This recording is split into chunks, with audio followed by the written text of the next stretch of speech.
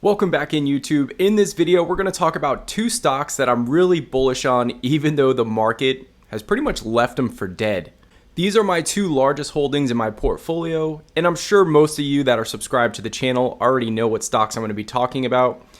But the one that just superseded CVS is actually Cisco Systems. So some of my largest positions right now are Pfizer, which I scooped up shares right around $25, $26. Cisco Systems, where my average price is about $48.27, and CVS, where unfortunately I am definitely underwater on that stock. Now, since my account has been moved, you guys can see that I'm underperforming all indexes, down 0.5%, while everything's up right around 1 to 1.5%. So massively underperforming, but there's a few things we have to talk through here. Number one is I own a lot of stocks that have substantially high dividend rates. And number two is I am buying a lot of turnaround stories.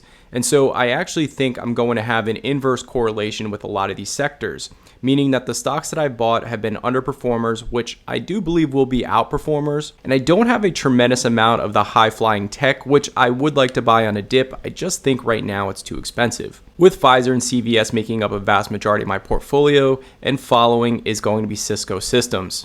Individually, Cisco Systems is my largest position right now. I'm going to talk through why that is. So when we look at Cisco Systems, this has definitely been a dead money stock for an extended period of time. It's basically traded sideways for 10 plus years and pays over a 3.3% dividend.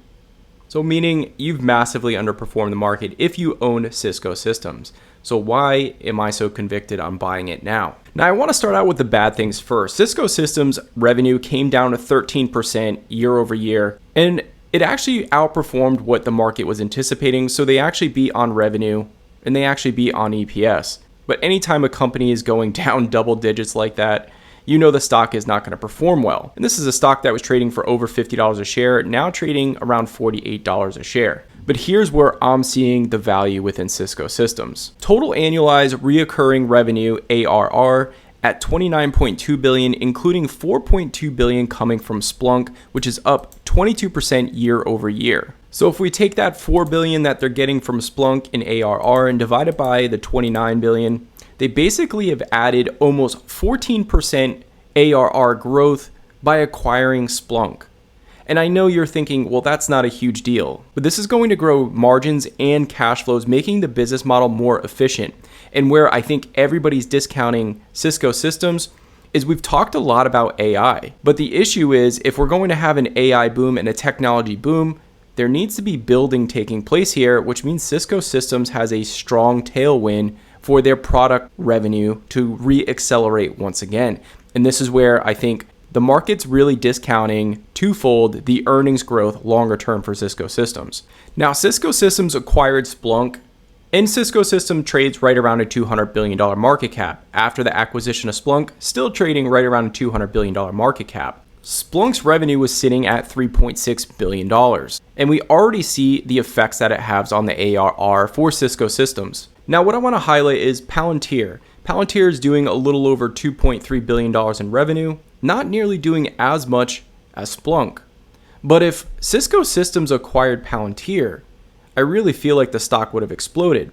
But I'm seeing a tremendous amount of value here because Cisco Systems acquired Splunk, which is doing over $3.5 billion in revenue, and everybody's overlooking this asset that is now part of Cisco Systems. Just to give you an idea, the market cap of Palantir alone is nearly pushing $50 billion. So when we look at it from this perspective, I think Cisco Systems is extremely cheap with a $200 billion market valuation and is guiding for over $53 billion in revenue. So I'm essentially buying Cisco Systems and getting anything that comes from Splunk for free when we really look at the valuation of everything. So where's my ideal price target on Cisco Systems after the Splunk acquisition? Well, they're doing everything I could possibly ask for. I did reach on the stock a little bit around $48. And I would be buying a lot more shares if it somehow got into the $30 range.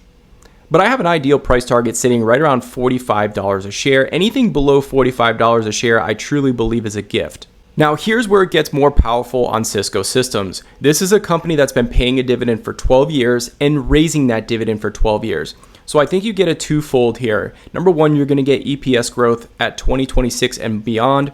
meaning that 2024 and 2025, you're probably going to see this trade sideways. Maybe it'll surprise to the upside, but I think this is a great opportunity to accumulate shares. Not only are you accumulating shares, but you're buying a company that is raising its dividend and paying it out consistently. So you're getting paid to wait. But where this gets extremely interesting is if that EPS growth follows. Not only are you going to get a compounder from a capital appreciation standpoint, but you're going to get a massive compounder if they can keep growing that dividend as well. And so you're basically going to get twofold on this stock. You're going to get that cash flow from dividend yield, but you're also going to get that capital appreciation, in my opinion, after 2026, when all these businesses are fully integrated into Cisco Systems. In the 9 months ended, we can clearly see that Cisco Systems was disappointing, to say the least, from a total revenue standpoint, going from nearly $41.8 billion in top line revenue down to right around $40 billion, meaning that they missed by $1.8 billion. Now, normal people would be upset about this, but here's what I want to point out. They did $1.8 billion less in revenue, but when we bring it down to a gross margin, they're actually showing stronger margins because more revenue is coming from services. Not only is that the case, but when we bring it down from an operating income standpoint, they missed by revenue by $1.8 billion, but they only missed operating income by a little over $1.2 billion. So there is more efficiencies when we're looking at margin expansion here for the company, which is going to lead us into our next hot mess. CVS. Now, I know a lot of people know I've been pounding my chest and pounding the table about CVS being cheap, but I want to make it clear. My ideal price target on CVS was $56 for the last 2 years. The mistake I made was reaching on the stock. And I definitely got punished for that, and that's why my portfolio is underperforming the market currently by roughly 0.5 point. But this is still a cheap stock with tremendous opportunity ahead. Now, of course, this stock can get cheaper if management doesn't execute. And I want to make it clear right now, I'm basically giving management one more earnings release in order to get some things fixed. And I'm going to show you exactly what they need to get fixed. But if we just look at every perspective that we possibly can, the company is guiding for GAAP EPS of $5.64. The stock is trading right around $57 a share, which means that is basically trading at 10 times on a GAAP basis, which is stupid cheap. And then when we look from an adjusted basis at $7.06, this is historically cheap for the company. They're also guiding down for operational cash flow to be $10.5 billion versus $12 billion. What we have to really ask ourselves here is this a long-term problem when it comes to healthcare, or was this just a stipulation and a one-time blip? And that's where this gets really, really tough to figure out. Now, here's what I want to point out. First thing I want to point out is CVS does over $88 billion of revenue a quarter. There is not a lot of companies that are able to kind of pull these types of numbers. Not only are they doing over $80 billion a quarter, but they grew that revenue by over 3%. Where it went all wrong for CVS was the healthcare cost absolutely skyrocketed on them, going from $20 billion to nearly $28 billion of healthcare costs. That unfortunately really ruined operating income. We literally could have been looking at operating income pushing $7 to $8 billion, which is just ridiculous. So now the question becomes, are these healthcare costs going to get under control? Can we see a little bit more stabilization on the healthcare cost side? And if the answer is yes, then this is a screaming bargain. Now, once again, what I want to point out is they do pay a nice dividend at 66 cents a share, which is now over 4%. And once again, very similar to Cisco Systems, they are buying back stock. There are less shares out on the market than there were the year prior.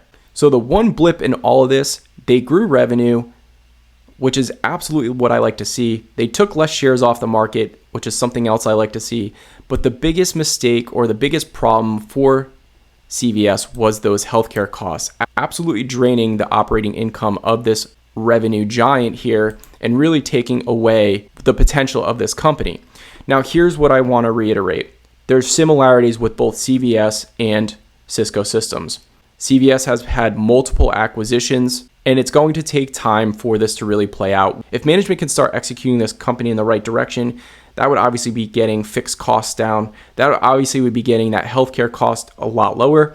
We're going to see exponential price appreciation and earnings growth for this company. And as I stated before on this channel, I truly believe anything under $57 a share in this stock is pretty much a gift. I do have one clip left. If this does somehow get into the low 50s, high 40s, I will be adding a substantial amount more to my position, probably making it my largest position in my portfolio over Cisco Systems. Now, if management doesn't execute, and we do see that these costs are not coming down, and we do see that it's still impacting EPS, not going to sell completely out of the position depending on how bad it is, but I probably will limit my position and making it a much more smaller of a holding within the portfolio.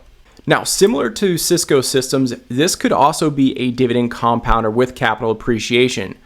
So I'm getting paid over 4% to wait on the stock, but it also has been paying this dividend for 26 years, and over the last 2 years been raising that dividend.